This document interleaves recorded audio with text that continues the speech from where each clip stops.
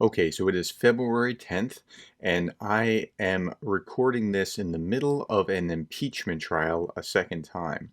So we're going to talk about how our brains are wired for political hatred. This should be interesting. Stay tuned.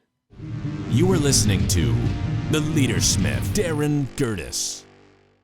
Okay, so what I want to talk about is from an article in the Daily UW, that is University of Washington's website. It's by Michelle Ostrich. It's entitled How Our Brains Are Wired for Political Hatred. And, right now, watching the impeachment trial yesterday, I'm listening to one thinking, where are you getting your facts? And then I'm listening to the other and nodding my head along with it. And then I turn on the cable news and I understand my side, but then I flip to the other side's cable news and I think, how are they saying that? And I'm wondering why they're thinking that I am all these things where I feel so misjudged and misunderstood and whatever else when they try to describe people of my political ilk. Okay, so this is a really interesting article about how we're wired for political hatred, and we just don't see things eye to eye. Political polarization, it's not at an all-time high. I mean, there was in the late 60s, in the 1861 when the Civil War broke out, that was higher, but it's at an all-time high in my memory. And so political polarization is impacting all of us, all our relationships, the way that we interact with other people.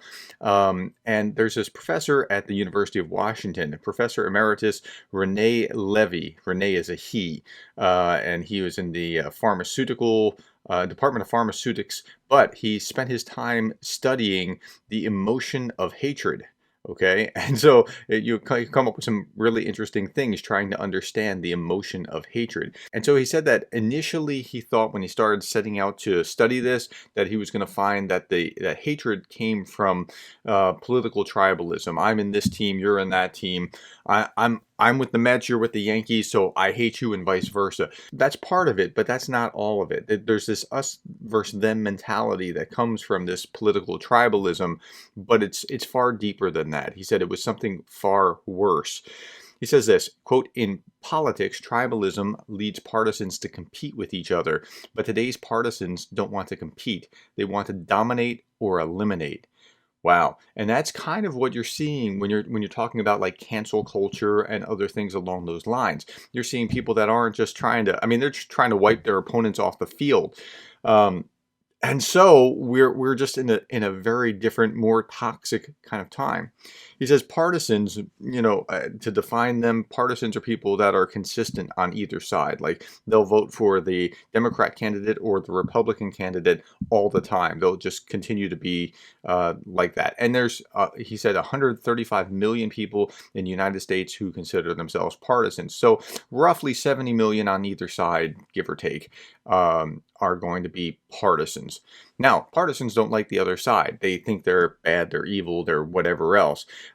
It's not just, I think, and it's gotten to a place where it used to be where, like, if you were of that other ilk, you're not on my team, well, you're wrong. I don't like that. I'm voting a different way. But now it's gotten to a place where it's more dangerous than just disagreement between ideology. It's more like something's wrong with this person, or this person isn't understanding reality, and we look at the same event and misinterpret it. So listen to the way that people interpret, say, the Capitol Hill riots, right, or Capitol Hill insurrection. So if you're on the left, then these right-wingers are coming to insurrect because, after all, they were following a fascist for however many years. If you're on the right, you don't see fascism because that's your guy, and you see a guy that was maybe robbed during the election, and now these people were boneheaded by going into the Capitol and doing that and desecrating the Capitol, and you condemned it, but it's not an insurrection. An insurrection is where you like call the military guys to take over by force, right? That's you just see it differently.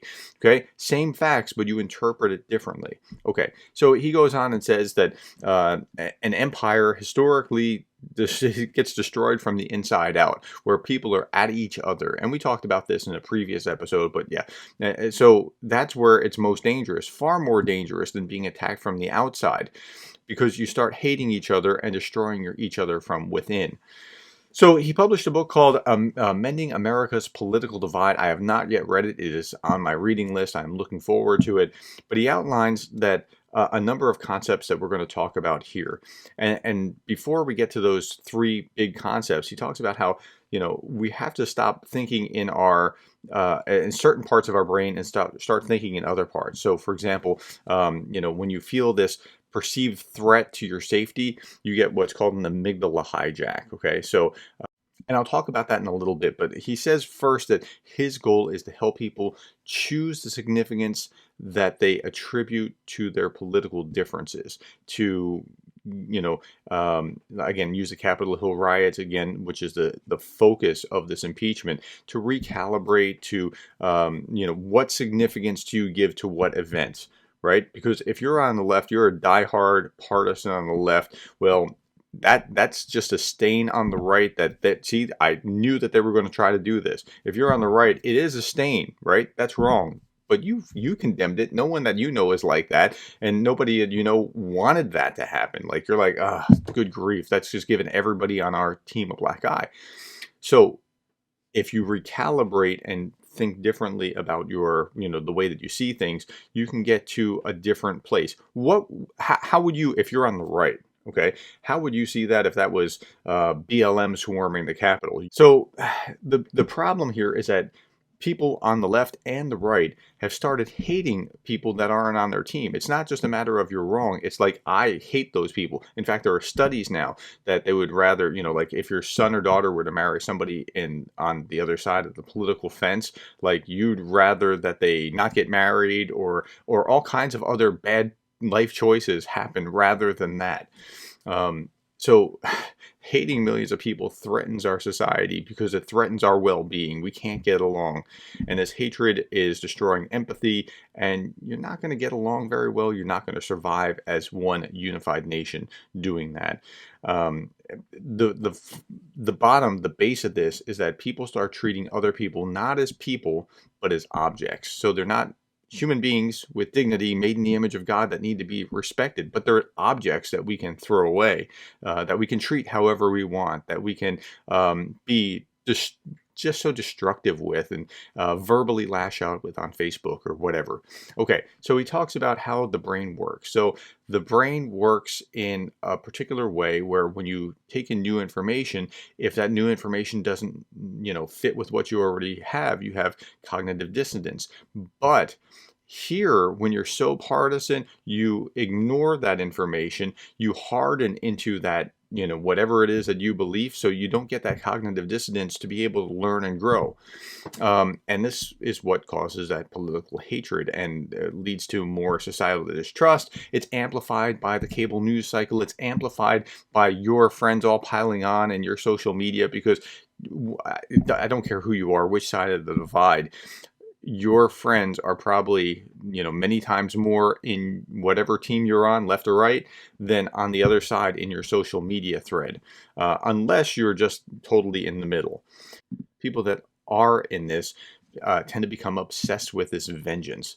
And he talked about how, I'm going to quote here, political hatred has no true test. It is manufactured by stories, by propaganda, and propaganda works. We are programmed to believe what we hear, and we have to know that. So if you're hearing these stories are like, oh no, this is happening, and so this is so bad, and the other team is doing it. Okay, but wait a minute. Recognize that people are playing on you, and that's, the left will point rightly, I think, at QAnon as, manufacturing stories, but they believe the Russia hoax. They believe the Russian conspiracy, which is largely debunked as far as we can tell. So each side has its own issues, and we have to be careful with that. So what happens is, biologically, the amygdala, this part in your brain, this primitive part in your brain, when I say primitive, I don't mean that it's, old. It's just, it's a very basic part of your brain that all animals have. And we have also a neocortex, and the neocortex is the command center, the thinking part of in the very front of your brain. And so your amygdala is like, if you're scared or attacked, the amygdala takes over and gives you that fight or flight. The neocortex helps you make calm, rational decisions. But if the amygdala gets hijacked, as it does with my teenager, right? She's not thinking rationally because she's just in her head.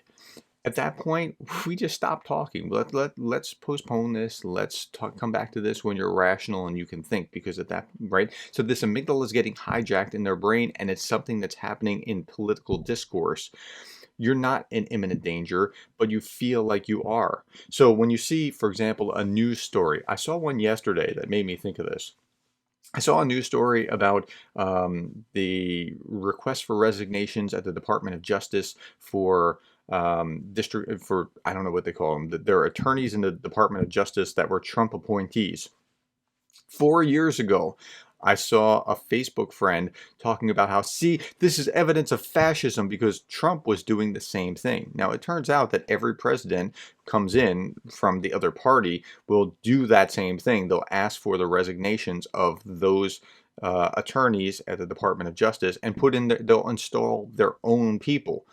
So that's just part of the spoils of, winning the election, that process. But when I was watching this last year, I was actually talking with a former student on Facebook and explaining this is a normal, rational process. But she was convinced beyond all doubt that this is evidence that Trump is a fascist and see what he's going to do to our country. Now, that rhetoric has kept up for 4 long years about Trump's a fascist, Trump's a fascist, Trump's a fascist, Trump's a fascist. When you think that your enemy is the equivalent of Hitler, you can do whatever you want to him, and by default to his people who you discount, and that's where we are. That's what's going on in this cycle. Okay? Now, I say that on the side. Those of you on the right, don't do that to Joe Biden going forward. You need to recognize that if you do this to the other side, you're going to perpetuate that same cycle. So you were persecuted for the last 4 years. Okay, but if you do this, now Biden hasn't really given us a lot of reasons for unity. He really hasn't. I mean, all the executive orders going on with the Trump impeachment trial, it's all poking the right in the eye. There's been nothing unifying that I've seen. Maybe keeping on Fauci, Dr. Fauci, has been like the one thing that I've seen here that has been actually consistent. But everything else, if you start, the temptation is to start calling him names. Now, oppose this policy all day long. That's fine. That's fair game. But if you start calling his name or writing, impeach Biden or whatever. By the way, if you impeach Biden, you get Harris. So just be careful with that.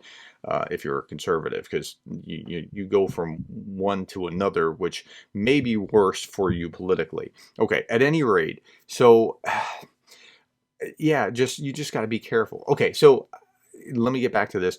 So Levy outlines 3 agreements, he says, the article says, which are necessary to have with yourself. You have to have these 3 ways of operating before you enter a political discussion.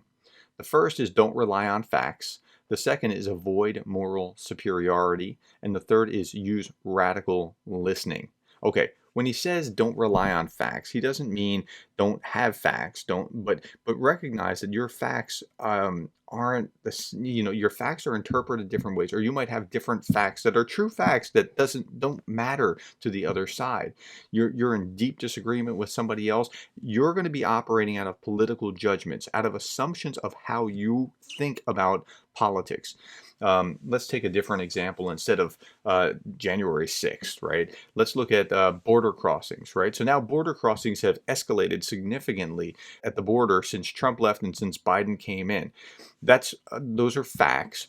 But really, when people argue about it, they're not arguing about the fact of the escalation of border. They're arguing about a moral judgment about whether you should allow people who have broken the law just getting in, or allow them to go in a through a logical, rational, legal process, or whether you think that anybody should be able to come in because, hey, this is America. Give us your tired, your poor, your huddled masses yearning to be free. That's how your grandparents came. They came, as immigrants and refugees. So shouldn't we allow others in, right? But those are two different moral assumptions. It's not facts. There are facts there, but we're arguing for moral assumptions. And he says this: for someone to accept what you are saying is true, it takes a sacrifice of their individual moral values. So recognize that that's what you're asking them to do in order to agree with you. So that's not going to happen. That's a fool's errand.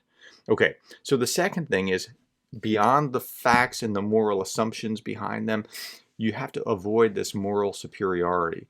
And if you start thinking, well, I'm morally superior because I hold this position, and therefore, by implication, the other person is less moral, you're never going to be able to see eye to eye. You've already put that person in a one down position. You've done that, not them. They haven't done it, but automatically you have placed them in a less morally sound place, and you're never going to be able to agree. Now, this is the problem with virtue signaling. When you put virtue signal to show that, like, I'm with this thing, or I'm with that thing, or I'm putting this banner up on Facebook to go with whatever the popular item is in the day. Yeah, when you virtue signal, you're going to have a whole different problem set, because now you're going to see the other side in some way that is less than. So you can't do that, or you're going to have another problem. Okay, and then he says this: you can come truly to understand an ideology that you don't agree with at all intellectually. You also realize, when you listen to a conflicting point of view, it's not synonymous at all with agreeing with it or betraying yourself. Hey, just listen to the other side. That just listening to the other side and trying to, understand, put how they think into your framework, that will help you. But that doesn't mean that you have to agree with it. So last night, I'm listening to the other side on cable news, and as they're describing me, people like me, and describing the way that I think, I'm thinking, that's a straw man. That's not me at all. I don't think like that. And now I'm trying to listen to them, because I'm trying to understand how they see the same facts that I saw, because I thought it would be interesting. Like, I'm disagreeing with what they're saying on in one part of the impeachment trial, and agreeing very readily with what they're saying in the other. I'm a partisan. I see it one way and I don't see it the other. But then I'm trying to understand the way that they see it on the other side. But I don't think that they were trying to understand me. You need to understand them. You need to listen to those points of views. You need to listen and understand without necessarily agreeing. That's okay. You don't have to agree, but you have to at least try to understand them. Now, if you do those things, you will be a lot further down the pike. If you recognize that the other person, just because they see it that way, isn't less moral. If you recognize that you can, their facts or their interpretation of the facts are going to be different, and it's a moral assumption. And if you recognize that you can listen to other people, and it's okay to listen, it's good to listen to other people, you'll go a long way toward healing what divides us. Because our brains are, if we're not careful, going to lead us into more and more political hatred. And again, it's amplified by things like social media, which are designed to magnify that by bringing in all your political partisan friends from your side, who will echo. I mean, social media, Facebook, becomes just this echo chamber, and the minority voices get squashed out. And there's a lot of bitterness and hatred and animosity out on Facebook that's just, it's just not helpful in some ways. Okay, this brings us to our quotation for contemplation for today. It is from Persilis. Persilis said, "Just because you do not take an interest in politics doesn't mean that politics won't take an interest in you." It's kind of ominous, isn't it? Just because you don't take an interest in politics doesn't mean politics won't take an interest in you. All right. Well, thank you for listening to this. I hope that provides you some food for thought and helps you think about how you should be interacting with others. Just remember, an undeserved curse doesn't come to rest. And so if you're attacking somebody and they feel, attacked by you unjustly, that's going to create a counter reaction. And then there's a reaction to the reaction and a reaction to the reaction to the reaction. And that's not something that you want to get into. That's just going to cause more strife. Instead, seek to be the light instead of cursing the darkness. Hey, thank you so much for your time. Thank you for listening to this episode. I hope that helps you become the kind of leader that you would want to follow.